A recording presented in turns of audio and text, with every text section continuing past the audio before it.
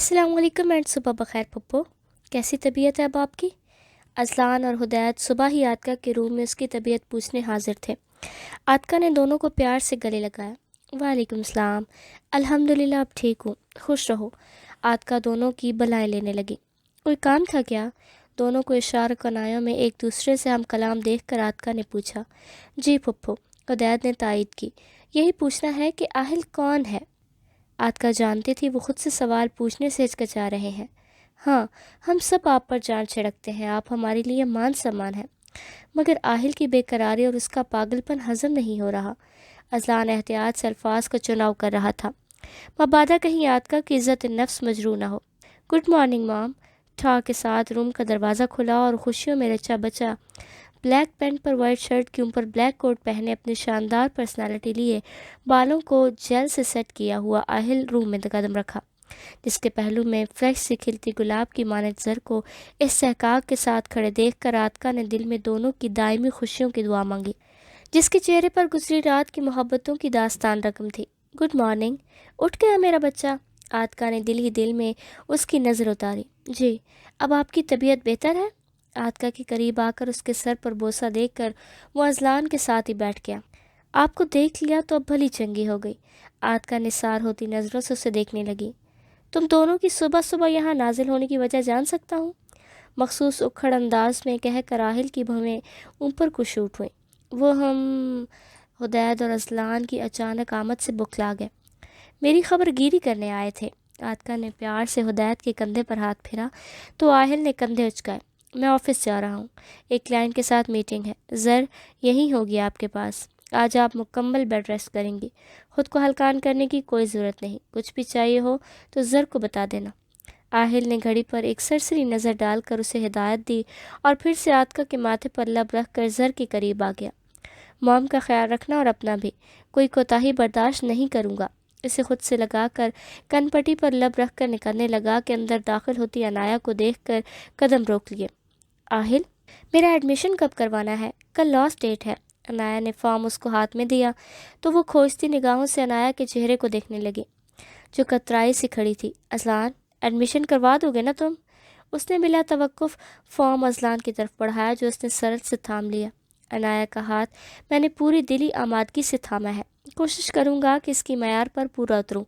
Azlan نے عنایا کے خوبصورت بیزار اور قدر اقتحار سے لبریز چہرے کو دیکھا تو سنجیدہ سرد آواز میں بولا، گڈ۔ آہل اس کی اچھائی کا قائل ہو گیا تھا، وہ واقعی اس کی ماں کی پرچھائی تھا۔ عنایا کو خود سے لگا کر روم سے نکل گیا۔ آپ کو دیکھنے آئی تھی صبح، مگر آپ سو رہی تھی، اس لیے ڈسٹرب کرنا مناسب نہیں سمجھا۔ آتکا کو دیکھ کر وہ دونوں ہاتھوں کو آپس میں الجھائے مخاطب ہوئی۔ تم آج سے رخصتی ہونے تک میرے ساتھ میرے روم میں سوگی، آتکا نے کھلے دل سے آفر کی۔ میں؟ زر کی آنکھیں بے یقینی سے پھیلیں، جبکہ اذلان اس کے للچائے اور تھوڑے شرمائے روپ پر فدائیہ نظریں جمائے ہوئے تھا۔ ہاں، تاکہ کوئی سر پھرا تو ہمیں تنگ نہ کرے۔ آتکا نے شوق نظر پاس بیٹے پر اذلان پر ڈالی۔ پھپھو، ناٹ فیئر یار، آپ کو چاہیے تھا اسے میرے روم میں شفٹ کر دیتے تاکہ مجھے بھی شادی شدہ کرنے والی فیلنگ آتی نا۔ آپ اس پر پہرے بٹھا رہی ہیں۔ اذلان اچھا خاصا بدمزہ ہو گیا، جبکہ اس کی اس طرح بے باکی پر عنایا کی ہتھیلیاں پسینے سے نم ہو گئی۔ کل کی اس کی گستاخیاں یاد کر کے وہ کان کی لو تک سرخ ہو گئی اور اس کے چہرے کے یہ دلکش رنگ اذلان نے غور سے دیکھے۔ چل بدتمیز، میری بیٹی کو تنگ کیا نا تو کان کھینچ لینے ہیں میں نے۔ آتکا نے اسے دھمکا چڑھا۔ مجھے بھی جانا ہے یونیورسٹی، آپ چھوڑ دیں گے؟ عنایا نے دھڑکتے دل کے ساتھ پوچھا۔ آج تو ہم بزی ہیں، کہیں جانا ہے، کل انشاءاللہ لے کر چلا جاؤں گا اور ساتھ میں ایڈمیشن بھی کروا دوں گا۔ اس کے چہرے پر فوکس کرتے ہوئے نظریں اس کی صاف شفاف گردن پر ٹھہر گئیں تو کل کی اپنی مزور گستاخیاں یاد کر کے اس کے دل زوروں سے ڈھڑکا۔ بچی کو تاڑنا بند کر دو، اس کی بے خود نگاہیں زر پر مرکوز دیکھ کر ہدایت نے ٹوکا، جبکہ خود پر اذلان کی بے باک نظریں گاڑے دیکھ کر عنایا نے رخ موڑا اور بھاگ گئی۔ پھپھو، ہمیں دیر ہو رہی ہے، آپ کے ساتھ کافی کچھ ڈسکس کرنا ہے۔ ہدایت اور اذلان بھی ساتھ میں اٹھ گئے۔ ہاں، مجھے بھی تم لوگوں کو کچھ بتانا ہے بیٹا، اپنے بیتے کل کے بارے میں، جنہیں لے کر تم لوگ کافی متجسس ہو۔ آتکا کو دونوں پر یقین تھا کہ وہ اس کا ساتھ دیں گے۔ ہدایت، میں 1 منٹ میں عنایت سے مل کر آتا ہوں، تم گاڑی نکالو۔ اذلان نے کان کھو جاتے ہوئے نظریں چرائیں۔ صرف 5 منٹ، ہم آلریڈی لیٹ ہیں۔ ہدایت کی بات ختم بھی نہیں ہوئی تھی کہ وہ لمبے ڈگ بھرتا عنایا کے روم میں داخل ہوا۔ اچانک روم کا دروازہ کھلنے پر عنایا جو بالوں میں برش کر رہی تھی کہ ہاتھوں سے برش چھوٹ گیا۔ یہ کیا آپ ہر وقت ہوا کے گھوڑے پر سوار رہتے ہیں؟ جان نکال دیں۔ اچانک افتادات پر عنایا بکھلائی، جھک کر برش اٹھانا چاہا کہ اذلان نے اس کی کلائی پکڑ کر ایک جھٹکے سے اپنی سمت کھینچا جو کٹی پتنگ کی طرح اس کے سینے سے لگی۔ تم سے ملنے کے لیے اتاولا ہو رہا تھا، یہ بندہ ہے ناچیز۔ عنایا کے کھلے بالوں میں انگلیاں پھنسا کر اس نے گھمبیر سنگوشی کی تو عنایا کا وجود سنسنایا، جبکہ اذلان اس کے چہرے پر جھک کر اپنی منمانیوں پر اتر آیا۔ اس کی شدت آمیز لمس سے عنایا کے قدم لڑکھڑائے جبکہ اذلان کی طلب بڑھنے لگی۔ اگر مجھے امپورٹنٹ کام کے لیے جانا نہیں ہوتا تو میں آج تمہیں بتا دیتا کہ جب تم پاس ہوتی ہو تو میں بے خودی کے سمندر میں غوطہ زن ہونے لگتا ہوں۔ عنایا کی گھنیر پلکوں پر اپنے لب رکھ کر وہ دور ہوا۔ بدتمیز! عنایا دھک دھک کرتے دل پر ہاتھ رکھ کر چھنپ کر چہرہ جھکا گئی۔ بدتمیز! عنایا دھک دھک کرتے دل پر ہاتھ رکھ کر چھنپ کر چہرہ جھکا گئی۔ بدتمیزی کیا ہوتی ہے وہ بعد میں بتا دوں گا، اب چلتا ہوں۔ عنایا کو سینے سے لگاتے وہ دور ہوا۔ اگر تھوڑی دیر اور رک جاتا تو قدم زنجیر پا ہو جاتے۔ آپ روئی ہو؟ کسی نے کچھ کہا آپ سے؟ عنایا جو عاطقہ کے اصرار پر کچن میں چلی آئی تھی کہ تیاریوں میں اپنی ساس کا ہاتھ بٹائے، حالانکہ صاف بتا چکی تھی کہ اسے کچن کا کوئی کام نہیں آتا، مگر وہاں ساس کی جگہ انیلا بیگم کے سوجے گال اور سوجی آنکھیں دیکھ کر ڈھیر سارا ملال آ گھیرا۔ نہیں، بس طبیعت ٹھیک نہیں۔ انیلا بیگم نے بدقت آنکھیں چورائیں اور عجلت میں ہاتھ چلانے لگی۔ آپ مجھ سے کچھ چھپا رہی ہیں نا؟ اور یہ آپ کی گردن پر زخم کا نشان کیسا ہے؟ عنایا کو اس کا انداز کھٹکا جبکہ اس کی گردن پر بنے نشان کو دیکھ کر اس کے چہرے پر تفکر کے سائے لہرائے۔ کچھ نہیں ہوا، تمہیں کچھ چاہیے؟ انیلا بیگم کے سر میں درد کی ٹھیس اٹھی۔ آپ نے ابھی تک مجھے اپنی بہو تسلیم نہیں کیا نا، اس لیے مجھے دھتکار رہی ہیں۔ عنایا اس کے رد عمل پر کافی حیران تھے۔ تم میرے اذلان کی بیوی ہو، مجھے اپنے بچوں سے بہت پیار ہے اور اس حوالے سے تم میرے لیے بہت خاص ہو۔ انیلا بیگم کو عنایا سے ایسے الفاظ کی توقع نہیں تھی۔ تو پھر آپ مجھے بتائیں آپ کو کیا ہوا ہے اور یہ آپ کی گردن پر نشان کیسا ہے؟ ایسے کتنے زخم ہیں جو میری روح تک کو چھلنی کر چکے ہیں؟ یہی میری زندگی کا کڑوا سچ ہے جس کے ساتھ میں خاموشی سے زندگی گزار رہی ہوں۔ اگر کریدوں گی تو خود کو اذیت دوں گی۔ انیلا بیگم کے چہرے پر دکھ تکلیف کے آثار عیاں ہو گئے۔ آپ کے ہسبینڈ آپ کو مارتے ہیں؟ سب سے پہلے عنایا کے ذہن میں جو سوال گردش کرنے لگا اسے زبان دے دی۔ میرا اذلان باقی مردوں جیسا شفاق نہیں ہے، وہ کسی نازک کلی کی طرح تمہیں سنبھال کر رکھے گا۔ انیلا بیگم نے سوال گول کر دیا۔ جانتی ہوں میں انہیں، مگر یہ میرے سوال کا جواب نہیں ہے۔ عنایا نے اس کے چلتے ہاتھ پر اپنا ہاتھ رکھا۔ آپ کو ہدایت بھائی کی قسم مجھے بتا دیں ہوا کیا ہے؟ عنایا جب سے آئی تھی اس نے بلا ضرورت جہاں کی عورتوں کو ایک دوسرے کے ساتھ بات کرتے نہیں دیکھا تھا۔ ایک خول قائم تھا سب کے درمیان، جبکہ انیلا بیگم اسے ہاتھ سے پکڑ کر اس کے روم میں لے آئی اور دوپٹہ اپنے وجود سے الگ کر کے اس کے مقابل کھڑی ہو گئی۔ یہ کس نے کیا؟ عنایا کے سینے میں پکڑ دھکڑ شروع ہو گئی۔ جنہیں لوگ سرتاج کہتے ہیں، مجازی خدا بھی کہا جاتا ہے، ہم جسے اپنا محافظ سمجھتے ہیں، انہی کے دیے گئے زخم ہیں جو مجھے دیمک کی طرح اندر ہی اندر چاٹ رہے ہیں۔ ان کو تسکین یہ زخم دے کر ملتا ہے، یہ گھاؤ کبھی بھرتے نہیں۔ ان کی نظر میں میں بیوی نہیں، کوئی زر خرید رکھیل ہوں۔ جس وقت وہ پاس ہوتے ہیں اس لمحے میں شدت سے موت کی دعا مانگتی ہوں۔ عنایا اس کے جسم پر موجود جلنے کے نشان واضح دیکھ رہی تھی جو کہ سگریٹ کے سے داغے گئے تھے۔ وہ کیوں ایسا کرتے ہیں؟ آپ ہدایت بھائی کو بتا سکتی ہیں نا؟ جس طرح وہ میرے لیے سٹینڈ لیتا ہے آپ کے لیے کچھ بھی کر جائیں گے۔ کب تک یہ اذیتیں برداشت کریں گی آپ؟ عنایا تو زلزلوں کی زد میں تھی۔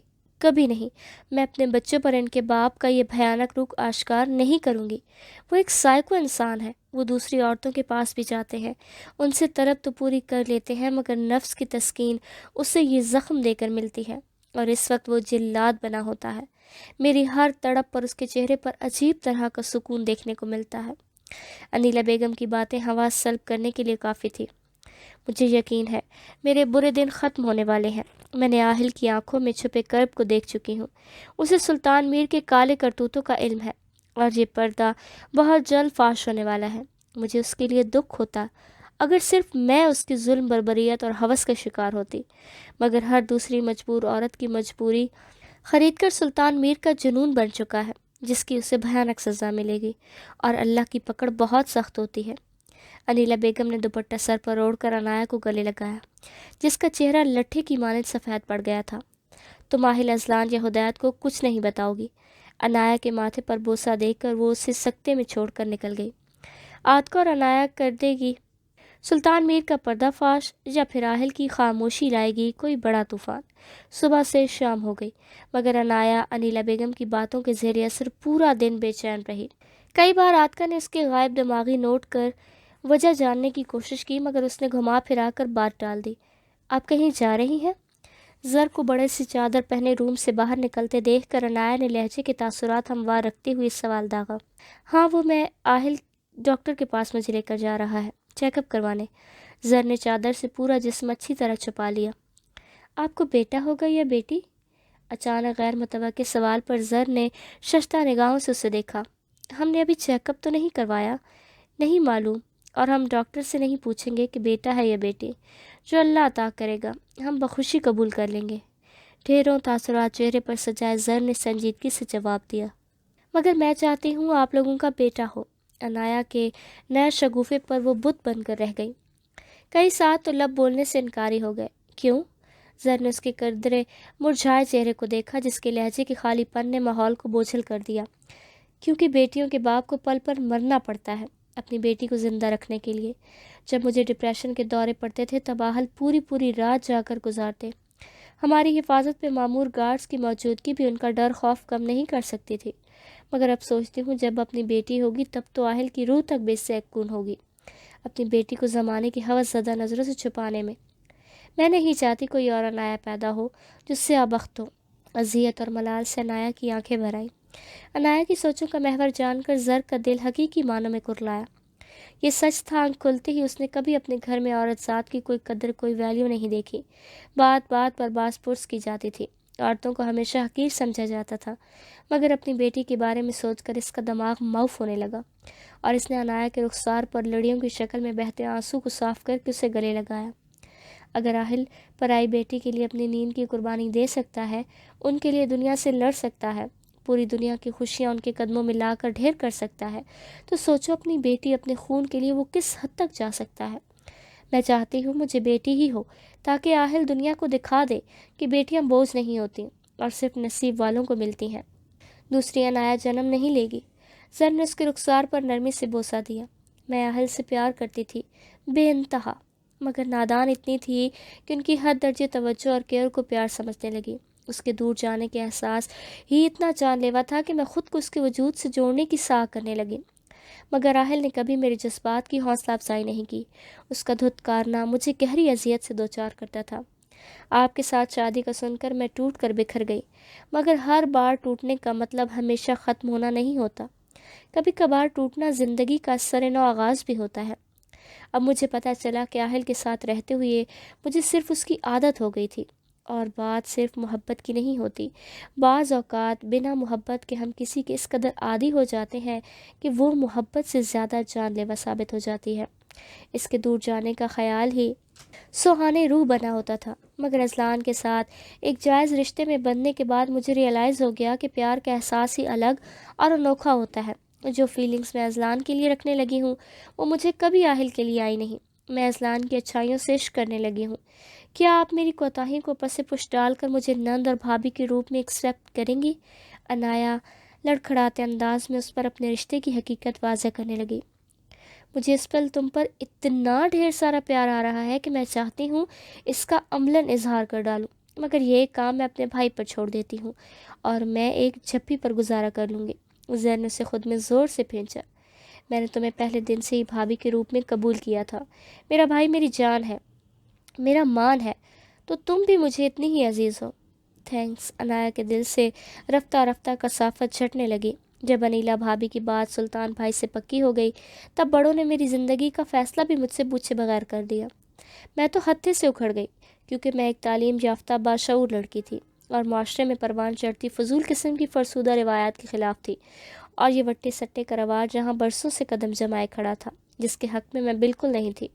مگر بڑوں کے سامنے بلا خوف اپنے رشتے سے انکار میرے لیے انگاروں پر چلنے کے مترادف تھا۔ مگر میں چپ بیٹھنے والوں میں سے نہیں تھی۔ میں اپنے خاندان کی واحد لڑکی تھی جو پہلے کالج اور پھر کالج سے یونیورسٹی تک کا سفر طے کر پائی، اور وجہ بابا سرکار کی میرے ساتھ بے پناہ چاہت و الفت تھی۔ میں گھر کی اکلوتی بیٹی تھی، کسی اور کا تو نہیں مگر بابا سرکار کی لاڈلی تھی۔ کوئی بات منوانی ہوتی تو بھوک ہڑتال کر لیتی، پھر چار و ناچار سب کو ہتھیار ڈالنے پڑتے۔ مرتی کیا نہ کرتی، مستاق مناسب وقت کا انتظار کرتے ہوئے ابھی فی الحال خاموش رہنے میں عافیت سمجھی، کیونکہ الطاف بھی ولایت پڑھنے گئے تھے اور میں اپنے کلاس فیلو کامل میں انٹرسٹ لینے لگی تھی، یہ جانتے ہوئے بھی کہ ہمارے ہاں خاندان سے باہر رشتے طے کرنا سنگین جرم سمجھا جاتا تھا، مگر پیارے محبت کے جذبے کے ساتھ بغاوت کا جذبہ بھی سر اٹھاتا ہے۔ وقت کا پہیہ لگا کر اپنی رفتار سے تیز گزرتا گیا۔ میں نے کئی بار بابا سرکار سے بات کرنے کی کوشش کی مگر تربیت آڑے آ گئی۔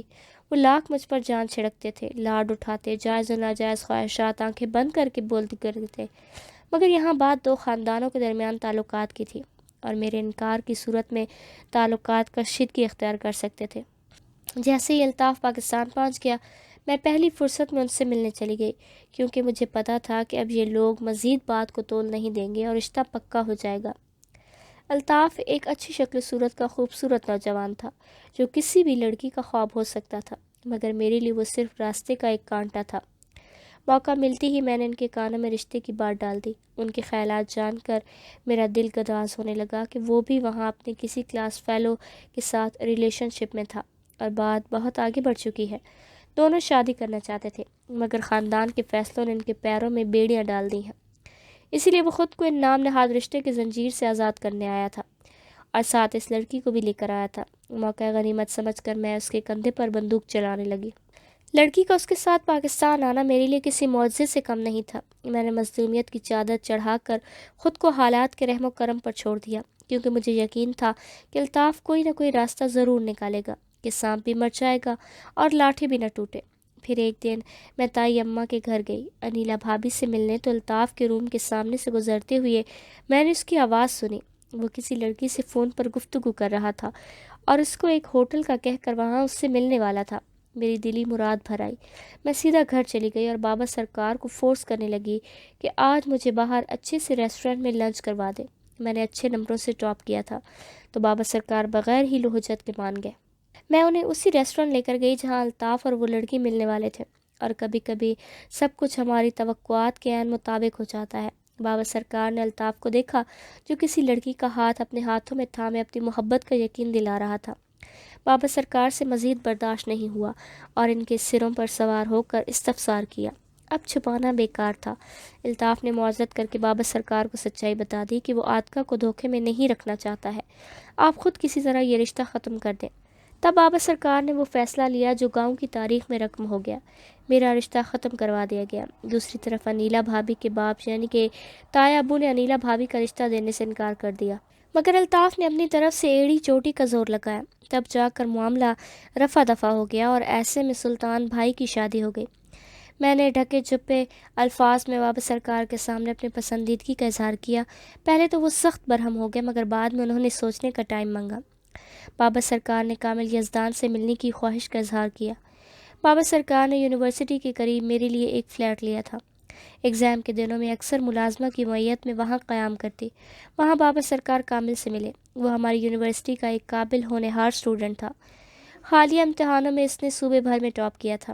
ہر اخبار نیوز چینل میں اس کی کارکردگی کو سراہا گیا تھا، تو بابا سرکار بھی ان کے بارے میں کافی کچھ جان گئے تھے۔ وہ ایک مڈل کلاس فیملی سے تعلق رکھتا تھا، والدین کا انتقال ہو گیا تھا۔ فیملی کے نام پر اس کی ایک چھوٹی بہن تھی 13 سال کی۔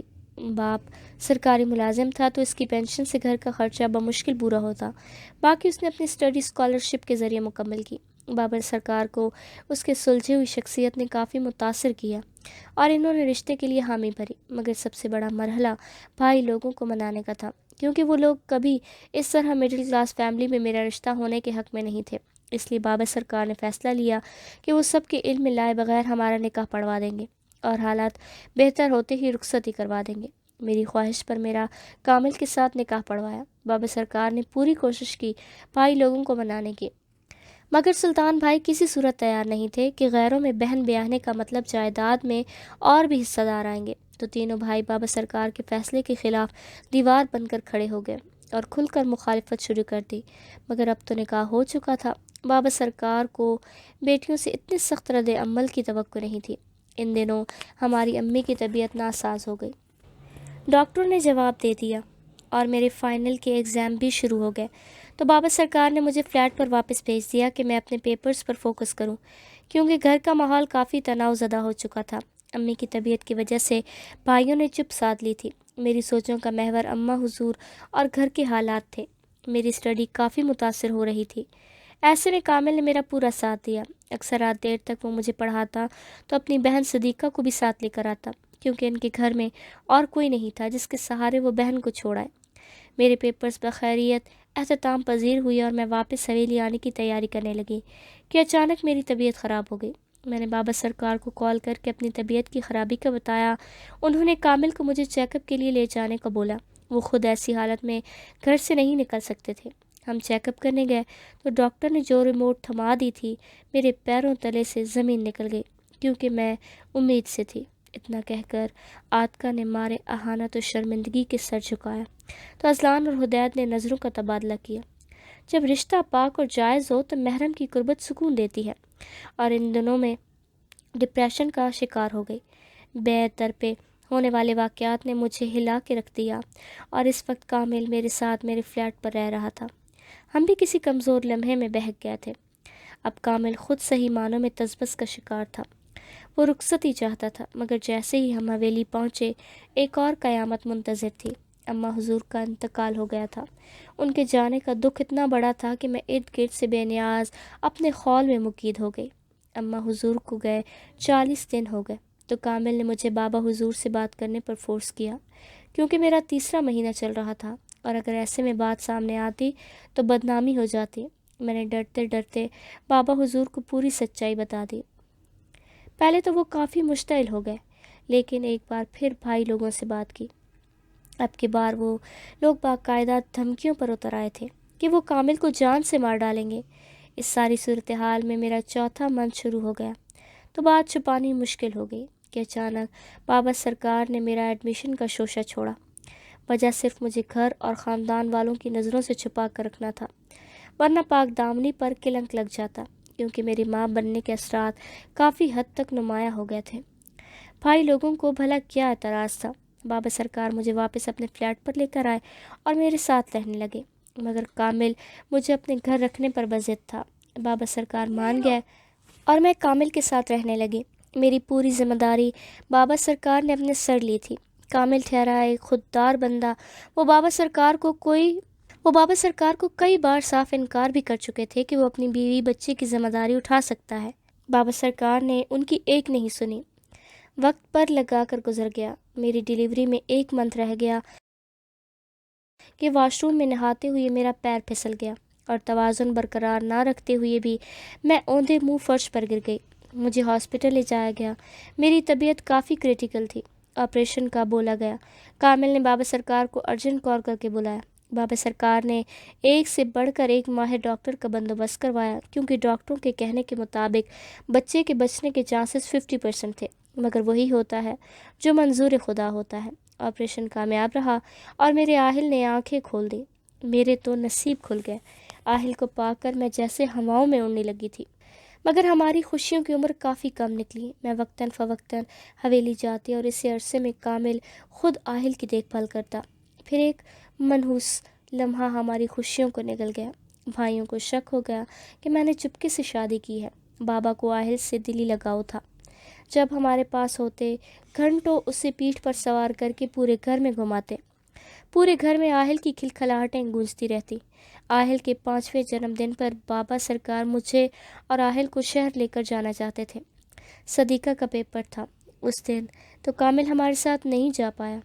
ہم نے بھی جانے کا ارادہ ترک کیا، مگر کامل نے ہمیں مجبور کیا جانے کے لیے، بقول کامل کے ان کے بیٹے کا جنم دن یادگار ہو جانا چاہیے۔ انہونی کو کون ٹال سکتا ہے؟ پیچھے میرے بھائیوں نے کامل کے پیچھے اپنے فالتو کتے چھوڑ دیے تھے۔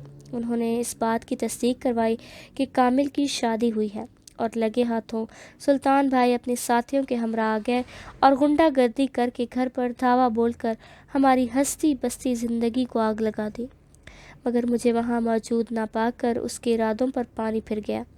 اور واپسی کے لیے پر توڑنے لگے کہ صدیقہ کو دیکھ کر سلطان بھائی کے اندر وحشی جانوروں نے سر اٹھایا، اور کامل جو پاس مارکیٹ سے سودا صرف لینے گیا تھا، ان کی واپسی ہوئی تو تب تک بہت دیر ہو چکی تھی۔ صدیقہ کی عصمت لوٹ چکی تھی، معصومیت کو داغدار کر دیا گیا تھا۔ اپنی بہن کی اجڑی حالت دیکھ کر کامل کی آنکھوں میں خون اتر آیا اور سلطان بھائی پر ٹوٹ پڑے، مگر ان کے گارڈز نے کامل کو بدترین تشدد کا نشانہ بنایا۔ جب ہم واپس آ گئے تو کامل کی سانسیں مدھم چل رہی تھیں، اور ساتھ میں صدیقہ کی حالت زار دیکھ کر بابا سرکار نے دونوں کو ہاسپٹل شفٹ کروایا۔ خفیہ طریقے سے دونوں کا علاج ہوتا رہا کہ ایک بار پھر سلطان کے کانوں میں خطرے کی گھنٹیاں بجنے لگیں۔ وہ تو صدیقہ کو مرا ہوا سمجھ کر چھوڑ چکا تھا، مگر ابھی تک اس کی سانسیں چل رہی تھیں۔ سلطان میر نے ہسپتال میں اسے مروانے کی سر توڑ کوششیں کی، مگر بابا سرکار کی سیکیورٹی کے پیش نظر اسے مکمل ناکامی کا سامنا کرنا پڑا کہ ایک دن اچانک ہمیں خبر ملی کہ صدیقہ کی زندگی نے وفا نہیں کی اور 18 سال کی عمر میں اتنی سفاک موت ماری گئی۔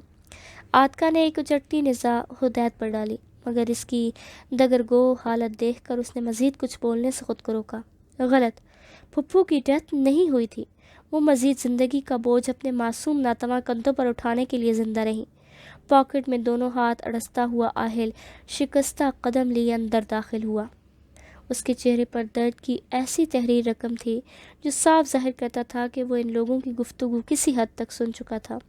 اذلان اور ہدایت کو اسی لمحے وہ کہیں بھی مضبوط چٹان جیسا مرد نہیں لگا تھا جو کسی کو بھی چاروں شانے چت کرنے کا ہنر جانتا تھا، جبکہ اس کی بات سن کر تینوں نفوس اپنے اندر بھڑکتی اذیت و تکلیف کی آگ کو ٹھنڈا کرنے میں ناکام رہے۔ یہ تم کیا کہہ رہے ہو آہل؟ اگر صدیقہ زندہ تھی تو مجھ سے کیوں چھپایا گیا تھا؟ آتکا ابھی تک اس حقیقت کو تسلیم کرنے سے انکاری تھی، کیونکہ جو صدمہ آپ کو پہنچا تھا اس حالت میں آپ کچھ بھی بتانا مناسب نہیں تھا۔ ایک طرف پیار کرنے والا شوہر زندہ ہو کر بھی مردہ حالت میں تھے، دوسری طرف اپنے بھائی کے اس گھٹیا اور نازیبا فعل سے آپ کو دورے پڑنے لگے تھے۔ مجھے بورڈنگ بھیجا گیا اور آپ کو حویلی منتقل کرنے کا مقصد ہی ان لوگوں کو یہ باور کروانا تھا کہ میرے بابا اور پھپھو اس دنیا میں نہیں رہے۔ میرے بابا کو تشدد کا نشانہ بنایا، وہ بھی نظر انداز کرنے کے قابل تھا، مگر میری معصوم پھپھو کی عزت بے دردی سے نوچ لی گئی تھی۔ یہ ایک سنگین فعل تھا جس کا اہل یزدان برابر حساب لے گا۔ مجھے آج بھی یاد ہے پھپھو کی وہ آہیں، سسکیاں، دلسوز چیخیں۔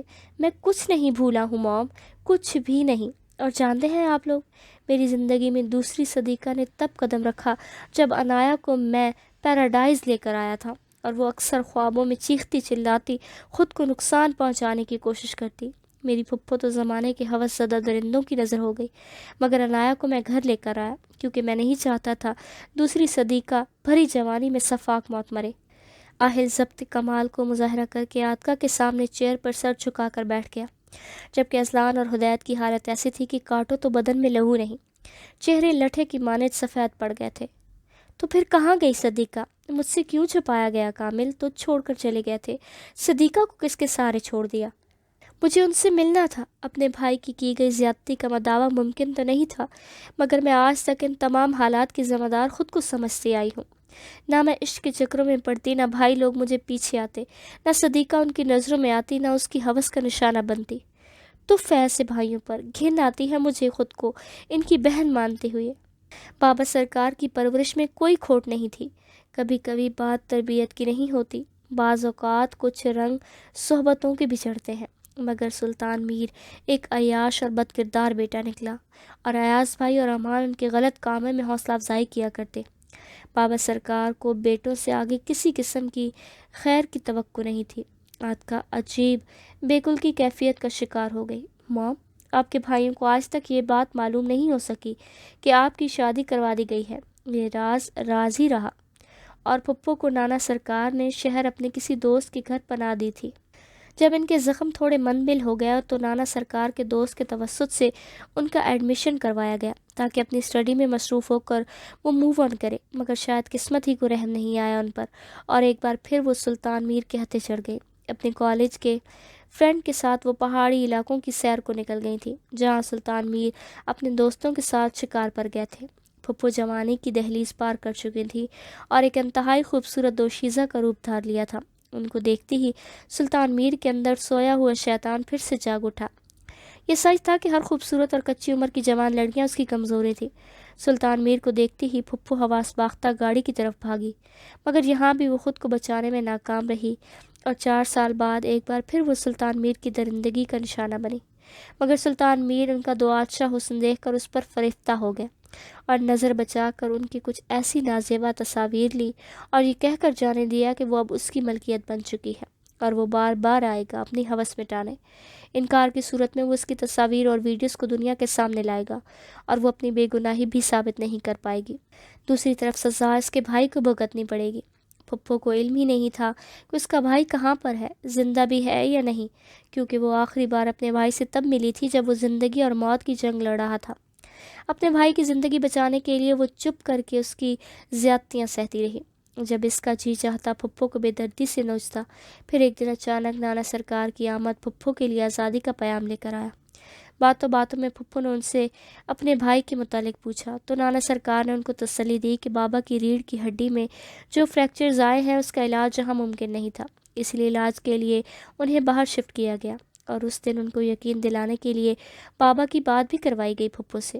پھپھو نے نانا سرکار کے سامنے سلطان میر کو ایکسپوز کیا تو انہوں نے راتوں رات پھپھو کو لاہور سے کراچی شفٹ کر دیا۔ وہاں بھی بابا سرکار کے کافی قریبی دوست تھے، کسی کو اس کی بھنک بھی نہیں لگنے دی۔ سلطان میر اپنی شکست پر خون کی گھونٹ پی کر رہ گیا کہ اتنا خوبصورت شکاری جال سے نکل گیا تھا۔ صدیقہ کی بے انتہا حسن نے اس کو جکڑ لیا تھا۔ وہ تو اس سے شادی کرنا چاہتا تھا، مگر میر خاندان میں دوسری شادی کرنا مایوب سمجھا جاتا تھا اور اس کا ایک بیٹا ہدید بھی تھا۔ مگر اپنی شکست پر وہ تل ملایا، صدیقہ سے ملنے کی تڑپ بڑھنے لگی تو دوسرے راستوں کا انتخاب کیا۔ ہر روز رات کو کوٹھے پر جانے لگا اور سب سے کم عمر لڑکی کو لاکھوں روپے کے عوض ایک رات کے لیے خرید کر اس کو اپنی زندگی کا نشانہ بناتا۔ کراچی آ کر بھی سلطان میر نامی خوف پھپھو کے سر پر منڈلاتا رہا کہ وہ کسی بھی وقت اس کے پیچھے آ سکتا ہے اور شاید اس بار وہ اس کی سانسیں ہی ختم کر دے۔ اسی خوف کے ساتھ ایک رات پھپھو پر یہ انکشاف ہوا کہ وہ ماں بننے والی ہے۔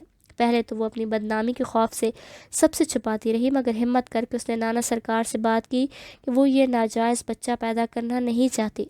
اگر کل کو بچہ باپ کے بارے میں سوال کرے گا تو وہ کیا جواب دے گی؟ کیا وہ اپنے بچے کو یہ بتا پائے گی کہ اس کا وجود کسی کی گناہ کا نتیجہ ہے؟ نانا سرکار انہیں ہاسپٹل لے کر گئے، مگر ڈاکٹرز نے ابارشن سے صاف منع کر دیا۔ بچہ 3 منتھ کا ہو گیا ہے، ایسے میں بچہ گرانا انسانی قتل کے زمرے میں آتا ہے اور ماں کے لیے بھی خطرے سے کم نہیں۔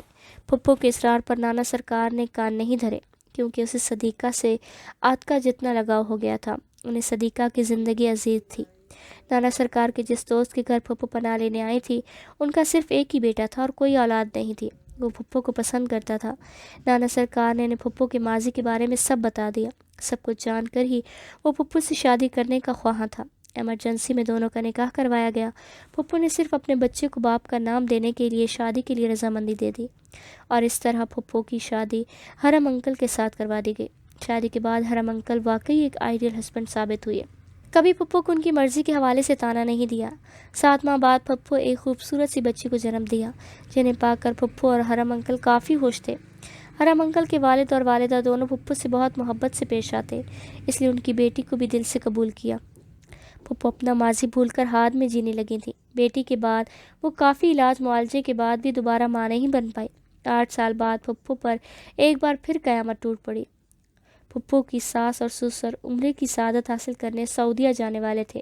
حرم نے ان کو ایئرپورٹ ڈراپ کرنا تھا کہ راستے ہی میں روڈ پر کتے کو بچانے کے چکر میں انہوں نے اچانک گاڑی کو موڑ دیا، جو دور جا کر گہری کھائی میں جا گری اور تینوں موقع پر ہی زندگی کی بازی ہار گیا۔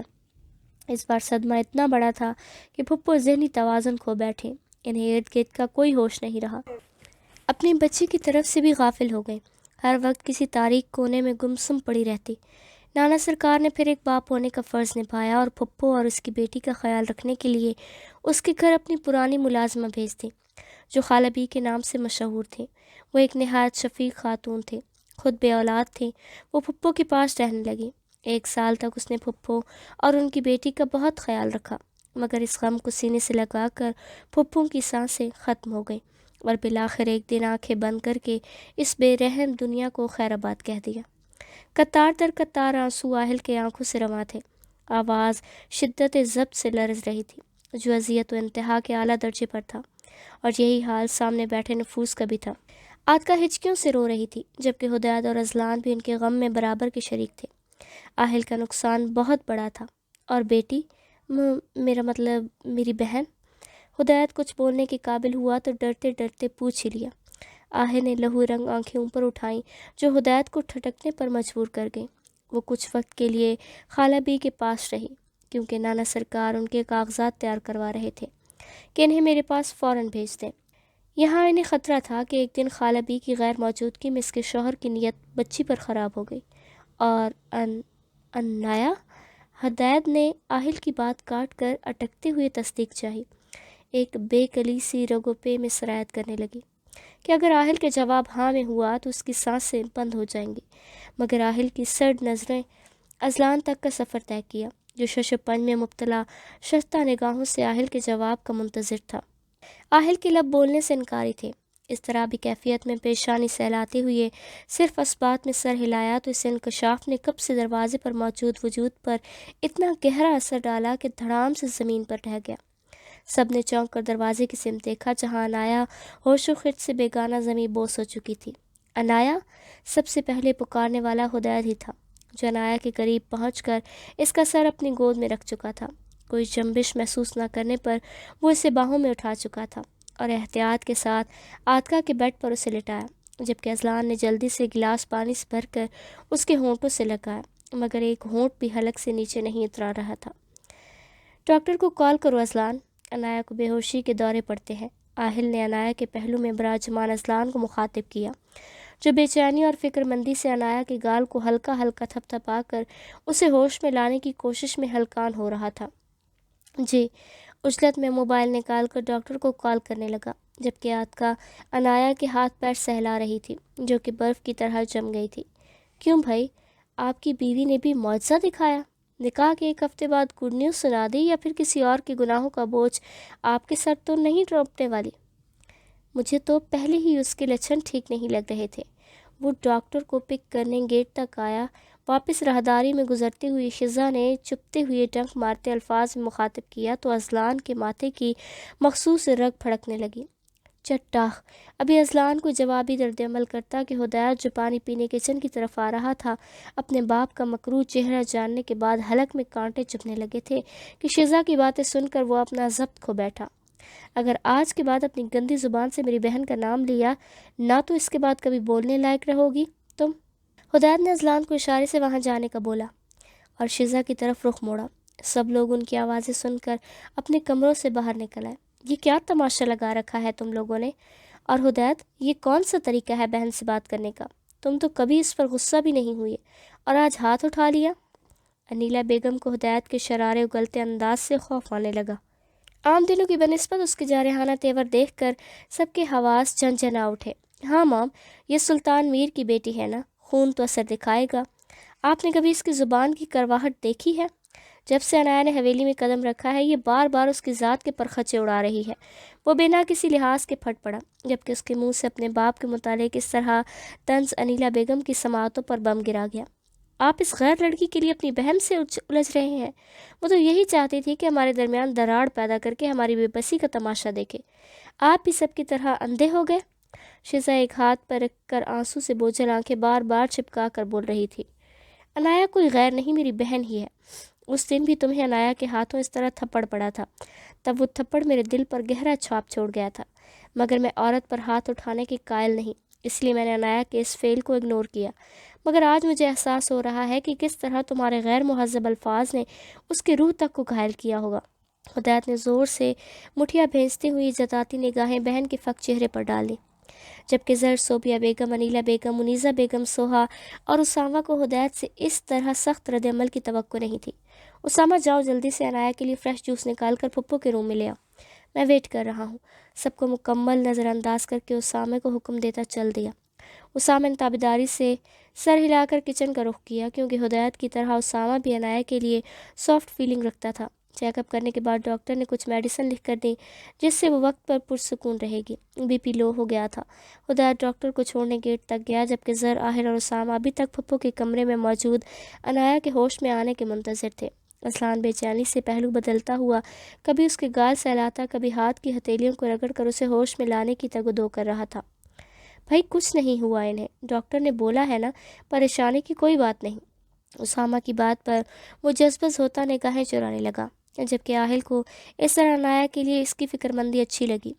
میری بچی نے اتنا کچھ جھیلا ہے آہل، کاش تم پہلے بتا دیتے تو میں عنایا کو اپنے پاس لے آتی۔ کتنی ترسی ہے میری بچی پیار کے لیے، رشتوں کے لیے۔ آتکا محبت سے اس کے رخسار کو چھوتے ہوئے بولی، مام میں آپ کو بتانا چاہتا تھا لیکن مناسب وقت آنے پر۔ آہل نے اپنی موم کو خود سے لگا کر اس کے ماتھے پر پیار کیا۔ عنایا کا سچ ابھی باہر نہیں آنا چاہیے، میں نہیں چاہتا دشمن محتاط ہو۔ تم لوگوں کی تھوڑی سی لاپرواہی میری ساری عمر کی محنت پر پانی پھیر سکتا ہے، سو بی کیئرفل۔ آہل نے تنبیہی نگاہیں سب پر ڈال کر سپاٹ لہجے میں کہا، آپ مجھ سے اب نفرت کریں گے کیونکہ میں آپ کے لائق نہیں ہوں۔ عنایا کو ہوش آیا تو سب سے پہلے جس انسان پر نظر پڑی اس کے سامنے کرنے کی اس میں ہمت نہیں تھی، وہ اسے دھتکار دے گا، جبکہ اذلان ساکت پتلیوں سے اس کے چہرے کو بغور دیکھتا اپنی سوچوں میں غرق تھا۔ آپ کچھ بولتے کیوں نہیں؟ آپ کی خاموشی جان لے گی، میری دل بیٹھا جا رہا ہے۔ اسے ہنوز خاموش دیکھ کر وہ روحانسی آواز میں بولی، میں سوچ رہا ہوں آج ہی رخصتی کروا کر تمہیں اپنے روم میں شفٹ کروا دوں اور اپنی محبت کا عملی ثبوت دے دوں، کیونکہ مجھے خود اپنی محبت کی حد کا نہیں پتہ۔ دھتکارنے کا تو سوال ہی پیدا نہیں ہوتا۔ آئندہ اس طرح کی گفتگو سے گریز کرو ورنہ میری محبت کی شدتیں تم سہ نہیں پاؤ گی۔ اس کی آنکھ سے نکلنے والے آنسو اذلان نے اپنے لبوں سے چن لیا تو وہ اس کی بے اختیاری پر مچل اٹھی۔ چہرہ حیا کی شدت سے سرخ انگارہ ہو گیا۔ اذلان کو اس کے چہرے پر اپنی محبت کے رنگ اتنے بھلے لگے تھے کہ دل سرشار ہو گیا۔ تم بہت پیاری ہو اور میرا دل چاہتا ہے کہ تمہیں اپنے دل کی کسی خاص کونے میں مقید کر لوں۔ اس کے تپتے رخسار پر لب رکھ کر اس نے اپنے جذبات عیاں کر دیے۔ یہ پھپھو کا کمرہ ہے، آپ کا نہیں، اس لیے اپنے بے لگام جذبوں کو لگام ڈالیے، کسی بھی وقت کوئی بھی آ سکتا ہے۔ زر نے کروٹ بدل کر گہری سانس کھینچ لی، یہ خوف کسی کے آنے کا نہیں ہے، بلکہ تم میری قربت جھیل نہیں سکتی نا؟ اذلان کی لو دیتے لہجے میں کہنے پر نہ جانے کس احساس کے تحت اس کی پلکیں آرزو پر جھک گئیں۔ ہائے نہ کر یار، تمہاری یہ قاتلانہ ادائیں کسی دن اس معصوم بندے کی جان لے لیں گی۔ اذلان نے دل پر ہاتھ رکھ کر بے باکی سے آنکھ دبا دی۔ مرے آپ کے دشمن، مجھے ابھی آپ کے ساتھ لمبی زندگی جینا ہے۔ پہلی بار لائف میں مجھے کوئی ایسا شخص ملا ہے جو کہ صرف میرا ہے، جس پر میں اپنا حق جتا سکتی ہوں۔ اذلان کی بات پر وہ کرنٹ کھا کر واپس کروٹ بدل کر اس کی طرف رخ موڑ گئی تو اذلان کو اس کی بے ساختگی پر ٹوٹ کے پیار آیا۔ حسب معمول ناشتے کی ٹیبل پر سب موجود تھے، جبکہ آہل اور زر ابھی تک نہیں آئے تھے تو عنایا ان کا ویٹ کر رہی تھی۔ اذلان عنایا کی وجہ سے ابھی تک ناشتہ شروع نہیں کر پایا تھا۔ جیسے ہی آہل اور عنایا ڈائننگ ٹیبل پر آ گئے، چوکس ملازمین کی دوڑیں لگ گئی۔ مزے مزے کے پکوان ناشتے میں تیار کیے گئے تھے۔ عنایا تم کیا لوگی؟ ہدایت نے پلیٹ ہاتھ میں پکڑ کر عنایا کو پیار سے مخاطب کیا تو ناشتہ کرتے سلطان میر کے ہاتھ رک گئے اور صد موہری سے ہدایت کی طرف دیکھنے لگا، مگر وہ بے نیازی کا چولا اوڑھ کر عنایا کے ساتھ مستیوں میں مگن تھا۔ بھائی مجھے آپ اپنی پسند کا ناشتہ سرو کر دیں، میں کھا لوں گی۔ عنایا تو اتنی محبتیں پا کر ہواؤں میں اڑنے لگی تھی۔ بالکل نہیں، یہ خدمتیں تم اپنی بیگم کی کرو نا تو ثواب ملے گا، میری بیوی میری پسند کا ناشتہ کرے گی۔ اذلان نے اس کے ہاتھ سے پلیٹ چھین کر جل کر کہا تو ہدایت نے بے ساختہ کہا لگایا، یار تو زن مریدی کے آگے پچھلے سارے ریکارڈ توڑ دے گا۔ ہدایت نے مصنوعی تعصب سے سر ہلا کر ناشتہ شروع کیا، جبکہ شزا اور سوہا زہر خندہ نظر عنایا پر ڈال کر ناشتے میں مصروف ہو گئے۔ اگر بیوی سے پیار کرنا، اس کا خیال رکھنا زن مریدی کے زمرے میں آتا ہے تو ہاں، زن مرید بننے میں کوئی ہتک امیز بات نہیں۔ اذلان نے نروٹھے انداز میں کہہ کر پلیٹ عنایا کے سامنے رکھا۔